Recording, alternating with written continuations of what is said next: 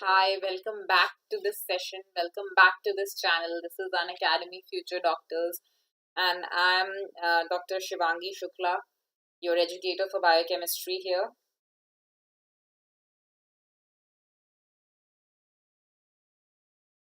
Let me just check if the live stream has started or not.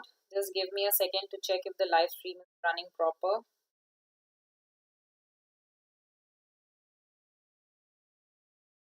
Am I visible and audible to everyone? Is my video clear to everyone?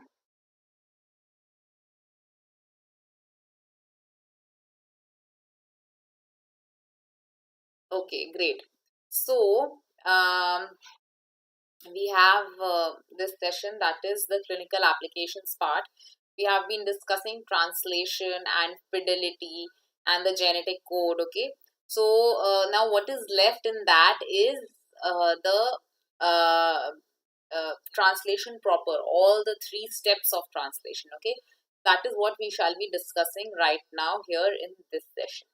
I welcome everyone to the session, and I want this session to be an interactive one. Whenever I ask a question, I want the answer in the comment section, okay? Because it is not just one way didactic lecture, rather it is an interactive one, okay? So I'm Dr. Shivangi Shukla, as most of you would know me. I'll just quickly brief you about the different types of NEET PGs, different types of subscriptions for NEET PG that are available on the Unacademy app. Till the others join in. So the iconic as well as the plus, both the subscriptions are available for NEET PG, and both of these will provide you access to video lectures from top educators across the country in the field of medicine.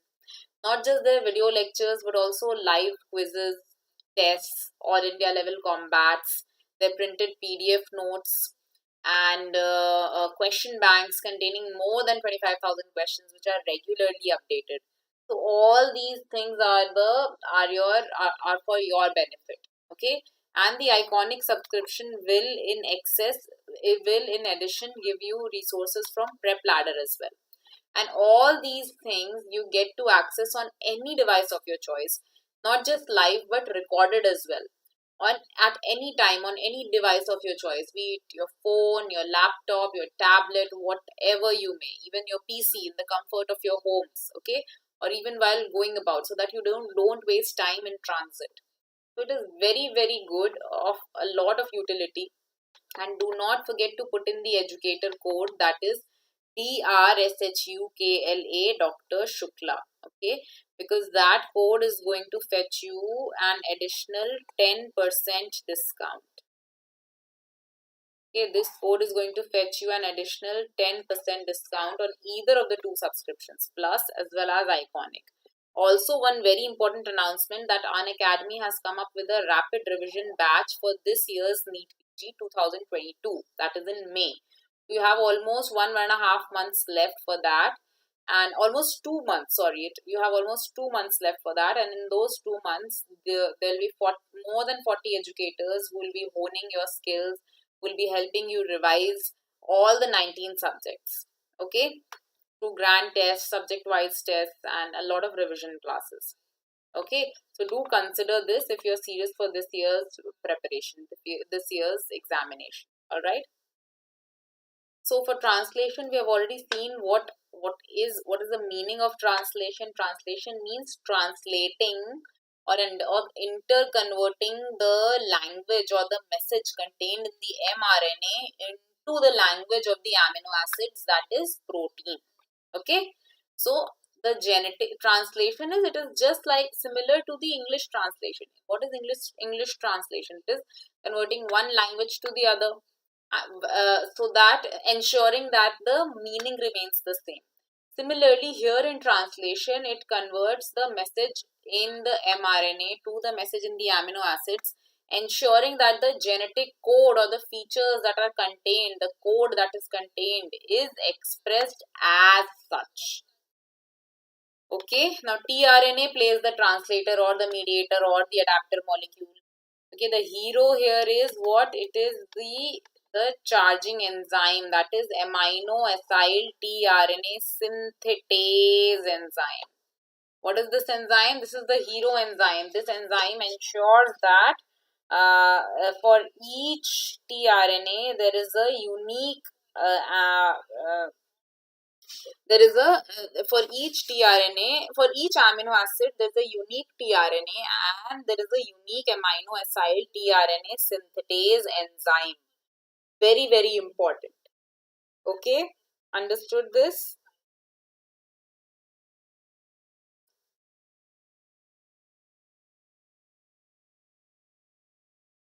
If there's any doubt, you guys can ask. Okay. Now, the structure of tRNA also we should be very, very thorough with. What is it? It is a clover leaf structure. What is the structure of tRNA? It is a clover leaf structure.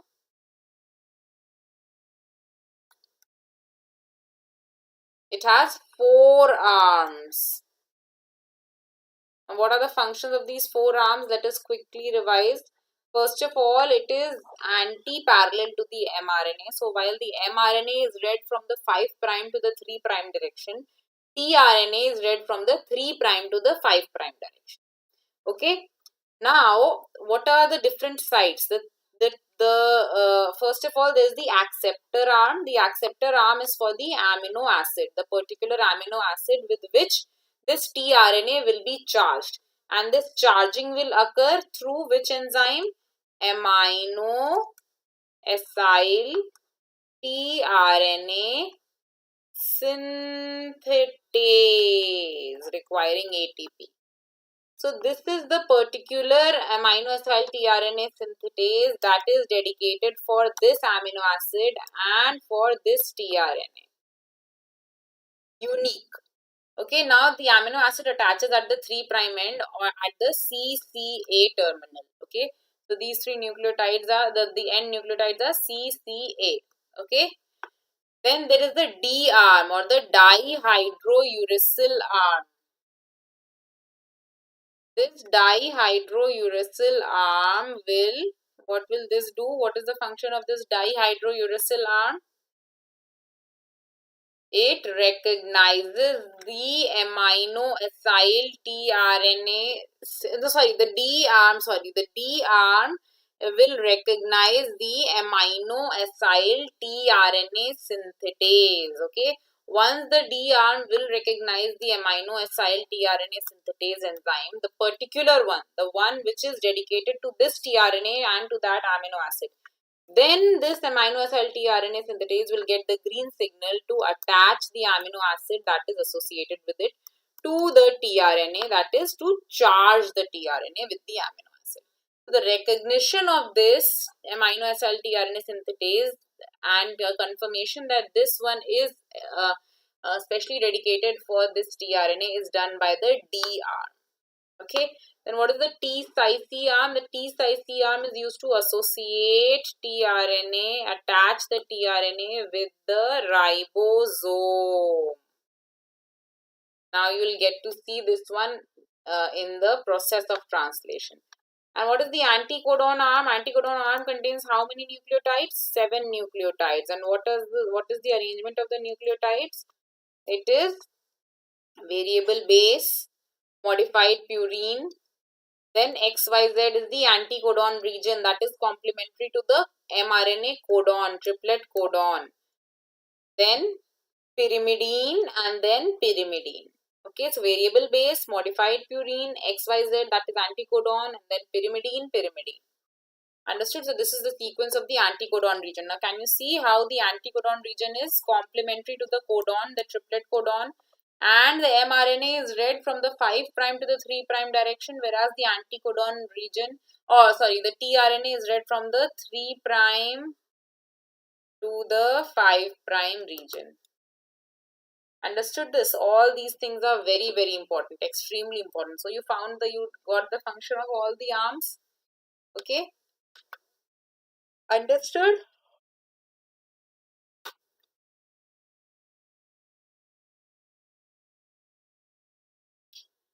Next, the Wobble hypothesis also we read that the degeneracy of the genetic code lies mostly in the last nucleotide, the 3rd nucleotide of the triplet.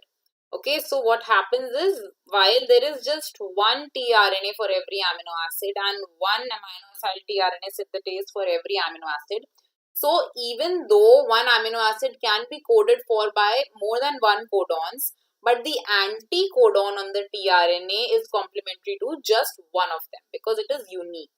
So what happens is, for the rest of the codons, there will be violation of the Watson-Crick base pairing rules at the third nucleotide position, and that is what is called wobbling at the third nucleotide position, or Wobble Hypothesis. Very, very important, guys. Okay. So if it is clear with everyone, then do let me know in the chat section. If all this is clear with all of you, then do let me know in the chat section, and then we can begin with translation.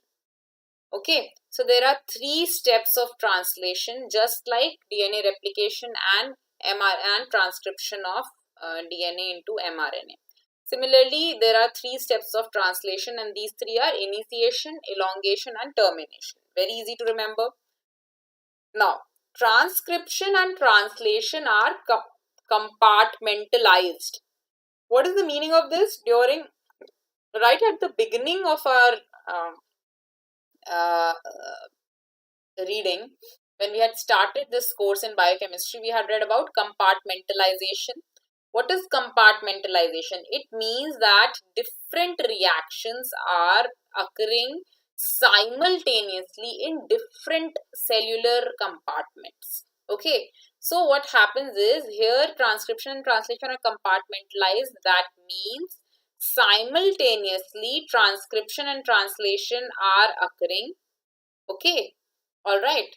Now, while this transcription is occurring inside the nucleus, this translation is occurring outside the nucleus. Okay, so simultaneous transcription and translation is precluded, and the necessary processing to generate mature mRNA is done.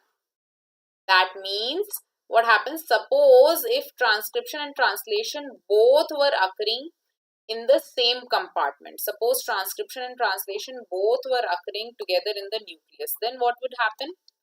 As soon as the mRNA or the primary RNA transcript would have been formed from the DNA, it could go to translation. Okay, without any modification. But now what is happening is, inside the nucleus, DNA replication is occurring and mRNA has been formed. Now this mRNA will go outside into the cell in the cytosol to undergo translation. During this time, this mRNA undergoes a lot of modifications which are necessary for proper translation, for accurate translation to take place. Okay, therefore, simultaneous occurring in the same compartment of transcription and translation is precluded or prevented by this compartmentalization, and the nuclear membrane is acting as the barrier here. Understood this? Okay, and why is it necessary? It is necessary so that processing of mRNA of the primary RNA transcript occurs to generate mature mRNA, so as to ensure that translation is proper. And what are the 3 important post-transcriptional modifications? Can you guys tell me 3 important post-transcriptional modifications which we have read already? Come on, 3 important post-transcriptional modifications, guys. Do let me know. I'm waiting for the answer in the chat section. Do let me know what are the 3 important post-transcriptional modifications.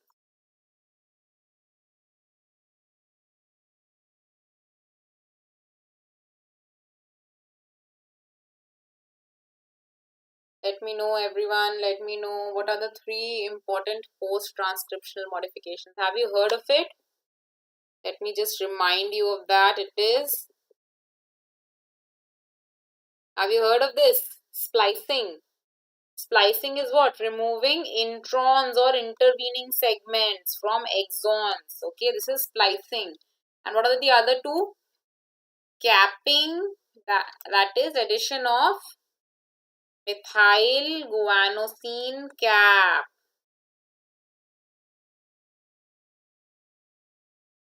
and tailing. What is tailing? Tailing is addition of poly A tail.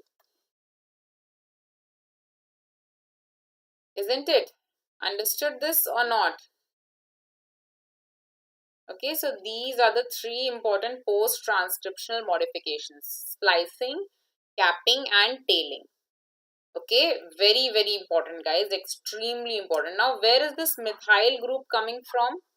Again, this I've asked you a lot of times and now you have to answer. Where is this methyl group coming from in capping?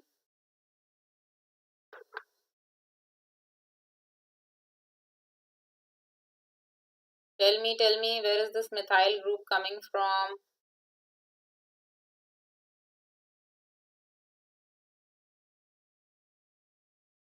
No one? It is coming from S-adenosyl methionine, which is a methyl donor in the body. Where is this S-adenosyl methionine coming from? Remember, methionine, which is a sulfur-containing amino acid, an essential amino acid. This methionine changes to S-adenosyl methionine, which converts to S-adenosyl homocysteine, which converts to homocysteine. And then this homocysteine will convert again to methionine using the methyl group of methyl cobalamin, methyl B12, one carbon transfer. And this will again be converted back utilizing the methyl group of methyl THF. So this is how one carbon transfer is occurring. Now this homocysteine will convert to cystathione, which will then convert to cysteine. Okay, here B12 is required.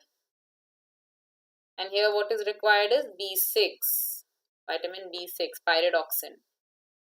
This is the one carbon transfer reaction involving S-adenosyl methionine. All these things are very, very important, guys. Always remember, because you are not answering, that is why I am revising again and again, but you should know this.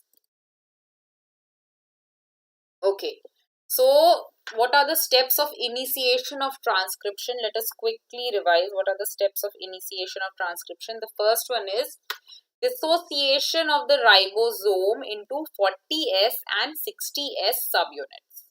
Okay, this is the eukaryotic ribosome. The 80S ribosome dissociates into 40S and 60S two subunits. Then second step is binding of MET tRNA. What is this MET tRNA? This tRNA containing methionine. What is this methionine? It is the starting, methionine is the initiator codon. Methionine is the starting amino acid that is coded for by the initiator codon. What is the initiator codon? That is AUG. Okay, the initiator codon is AUG. That codes for methionine. What is the initiator codon? It is AUG and it codes for methionine. Now, that initiator codon, what is the use of that initiator codon? That initiator codon will be associated, that initiator codon present on the mRNA will start the process of translation. Okay, so that is where the process of translation will start. So, for that, we need a complementary anticodon region on the tRNA. So the anticodon region that is present on the tRNA, that is complementary to the initiator codon, that anticodon will associate with that the D arm will require the amino acyl tRNA synthetase for methionine. Okay, so that will then be called MET tRNA. So binding of MET tRNA, GTP and elongation, eukaryotic initiation factor 2 to the 40S subunit to form a pre-initiation complex. Next, binding of mRNA to this 40S pre-initiation complex to form 43S initiation complex. Okay. Next, combination of the 43S initiation complex with the 60S subunit to form the 80S initiation complex. Okay, Got it? So these are the steps. Now let us quickly revise. Now let us quickly understand. So the first step was dissociation of the eukaryotic ribosome. What is the eukaryotic ribosome? It is 80S. Now 80S contains two subunits, that are 60S, the larger subunit, and 40S, the smaller subunit. So the first step in the initiation part of translation is dissociation of the 80S subunit to produce 60S and 40S subunits. Now, just like you remember the DNA replication fork, when the two strands had separated using the enzyme helicase, now they had affinity to come and stick to each other because of the complementary bases. Now, what was preventing them from reattaching? What were these proteins? SSBs, single strand binding proteins, isn't it? Single stranded binding proteins, SSBs. So these single stranded binding proteins were preventing the two strands of the DNA from again attaching to each other. Similarly, the two subunits of the ribosome are also prevented from attaching to each other by eukaryotic initiation factor 1A and eukaryotic initiation factor 3. So 1A and 3 will prevent their reassociation. Okay. Now, what is the second step? Forming the pre-initiation complex. How is it formed? When elongation factor 2, till now we have heard of elongation factor, initiation. Till now we have heard of initiation factor 1A and initiation factor 3. The 2 we have not heard of. Where is 2 going? 2 is going here in the formation of the pre-initiation complex. So, the initiation factor 2 plus GTP will form a binary complex. Binary means 2. So, these two will combine to form a binary complex. Now, in this met tRNA, that is, this tRNA contains the anticodon region against this initiator codon. Now, this will combine initiation factor 2 plus GTP forming a binary complex will combine with met tRNA to form a ternary complex. Ternary means containing 3 subunits. Okay. Now, what is this called? This ternary complex will then associate with the 40S subunit to form 43S pre-initiation complex. Understood this? Next. This 43S, okay, this one important thing. The initiation factor 2 has 3 subunits, alpha, beta and gamma. Okay, now the alpha subunit is phosphorylated during any cellular stress, be it starvation, be it any kind of infection like viral infections. So, phosphorylation of the alpha subunit will reduce the energy expenditure on protein synthesis. Why? Because after phosphorylation, what will happen? The alpha subunit will become inactive. When it becomes inactive, then the pre-initiation complex is not formed and translation is prevented. So, during times of cellular stress, the cell stops protein synthesis. Okay, that is why there is a lot of weakness. There is a lot of hair fall after any period of stress. Why? Because the cell stops protein synthesis so as to conserve its energy. Okay. Also, stopping protein synthesis by phosphorylation of the alpha subunit of initiation factor 2, what will it do? It will prevent the viral protein synthesis also, because the viral uses the cellular machinery of the host.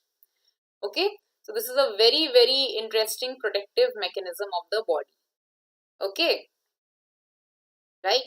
So the phosphorylated initiation factor 2 alpha, the alpha subunit, it will tightly bind to and inactivate GTP to GDP. This one. Okay, here GTP will be used to produce GDP, but this one, what will it do? It will tightly bind to GTP and prevent its usage. Okay, and okay, all right, understood. And therefore the protein synthesis will be prevented. Okay.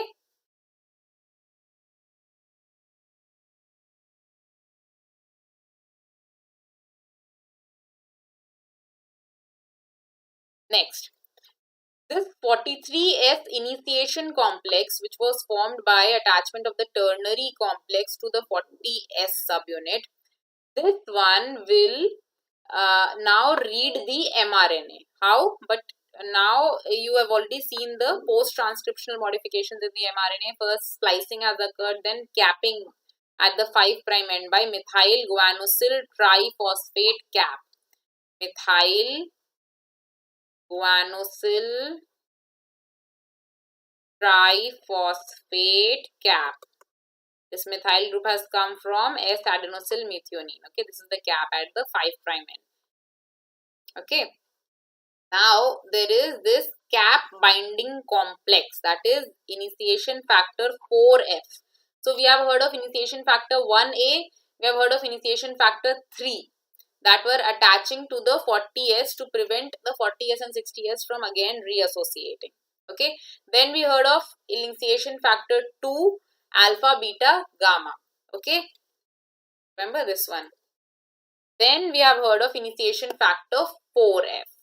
Now this initiation factor 4F will bind to the cap. Okay. After that will come initiation factor 4B. And this 4B is going to attach to the mRNA. Okay. This is going to attach to the mRNA.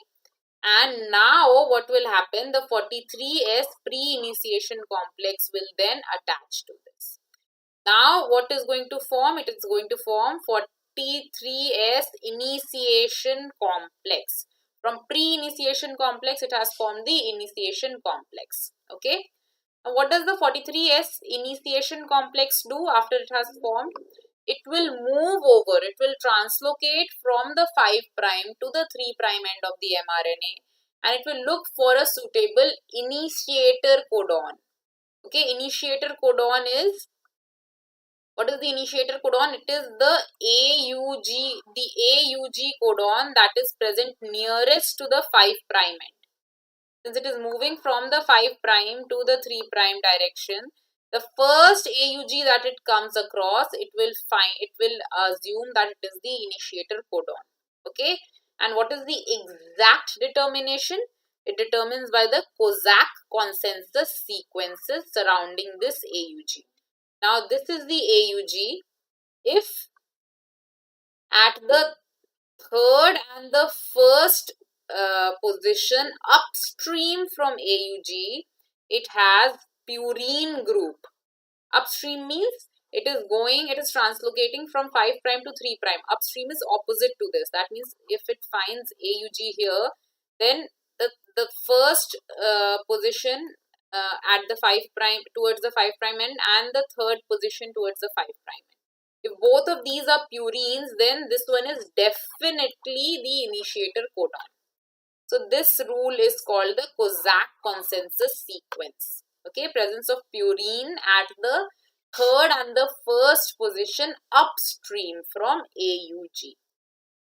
Okay, so this is determined by the 43S initiation complex, which is translocating over the mRNA from the 5' to the 3' direction. Now, this initiation complex is going to associate with the 60S subunit to form the 80S initiation complex again. And what will it require? Now, till 4B we had read initiation factor. Now, another initiation factor has come, 5B. 5B will come in and GTP will provide it with the energy. So, till 5 we have read all the initiation complexes, isn't it? Okay, so this is the summary. Let us quickly discuss. This is the 80S subunit. It will dissociate to produce the 60S and the 40S subunits. Okay. Now, 1A and 3 will come in to prevent them from reassociating. Then again, 2 will come containing subunits alpha, beta, gamma. Then it is going to form 43S pre-initiation complex with the ternary complex. Then this 43S pre-initiation complex will then combine with 4F and 4B, and then it is going to associate with the mRNA to produce the initiation complex. It will translocate over it, and this initiation complex utilizing the 5B and GTP is going to attach with what? It's going to attach with the 60S subunit to form 80S initiation complex. Now this ATS initiation complex has three sites, the E site, the P site and the A site. Now the E site is the exit site. The P site is the site where the initiator tRNA, the starting tRNA is situated, which contains the starting amino acid, which is methionine. The A site is the site where new tRNA molecules containing new amino acids will come and attach. Now between the P and the A site there will be peptide bond formation. Between the amino acid on the tRNA present on the P site and the amino acid on the tRNA present at the A site. Between these two amino acids there will be peptide bond formation. Now once peptide bond formation has occurred, the amino acid, the tRNA present on the P site is shifted over to the E site and then it exits. And the tRNA present on the A site is shifted to the P site, thereby vacating the A site for entry of new tRNAs loaded with or charged with their respective amino acids. Okay. So E site is the deacylated tRNA exit site. Deacylated tRNA means after the amino acid has already formed a peptide bond. The A site is the amino acyl or acceptor site. Deacylated tRNA means this tRNA has lost its amino acid. The amino acid present here has already been attached to this one through peptide bond. So this tRNA has now become discharged. It's now become deacylated and then it will exit. And A site is the amino acyl or acceptor site. Here the new tRNA that is charged with the amino acid then comes and sits. Now comes the elongation. Now elongation involves elongation factor. The first step is elongation factor 1A plus GTP plus amino acyl tRNA forming the ternary complex. Okay. Now what happens here? Release of GDP and elongation factor 1A and entering of amino acyl tRNA at A site. What happens is the tRNA which has been charged and which is called amino acyl tRNA then will associate with elongation factor 1A and GTP. GTP will produce it with the energy and then this amino acylated tRNA is going to attach to enter at the A site and then GDP and elongation factor 1A will be released. Now the step is the peptide bond formation, which I already told you. The alpha amino group of the new amino acyl tRNA at the A site carries out a nucleophilic attack on the esterified COOH group of peptidyl tRNA at the P site. So the amino group on the A site will form a bond with the COOH or the carboxylic group at the P site. Okay, and the enzyme involved here is a ribozyme, that is an RNA behaving as an enzyme, that is peptidyl transferase. What is peptidyl transferase? Peptidyl transferase is a ribozyme. What is a ribozyme? Ribozyme is an RNA behaving as an enzyme.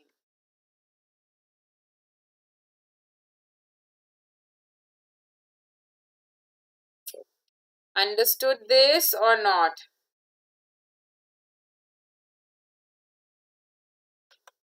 Next.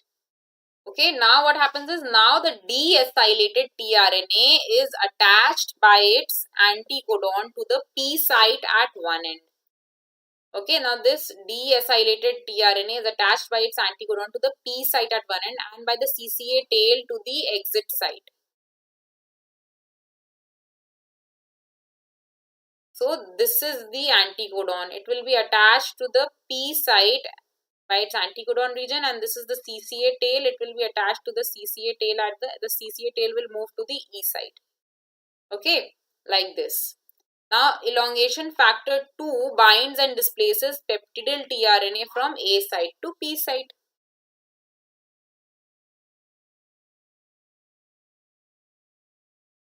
So elongation, have you understood this? This one. Now this one will be attached here and this will be dangling like this here and then it will move. Then elongation factor 2 will come and it will displace peptidyl tRNA from the A site to the P site and then again a new tRNA will come here.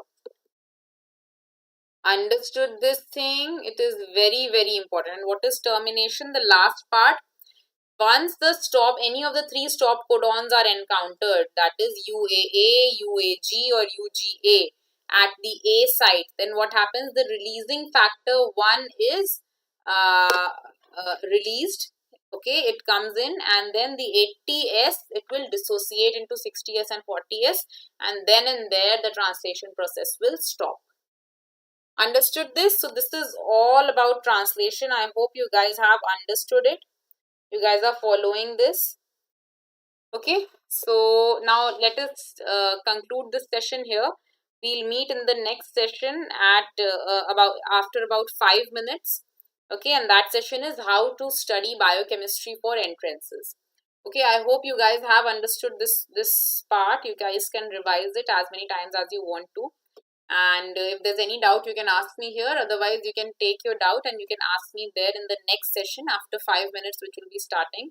That is how to study biochemistry for entrances. Okay, and I have another session on MCQs, that is MCQ bonus biochemistry session at 11:45 p.m. tonight on the Unacademy app. Okay guys, see you then.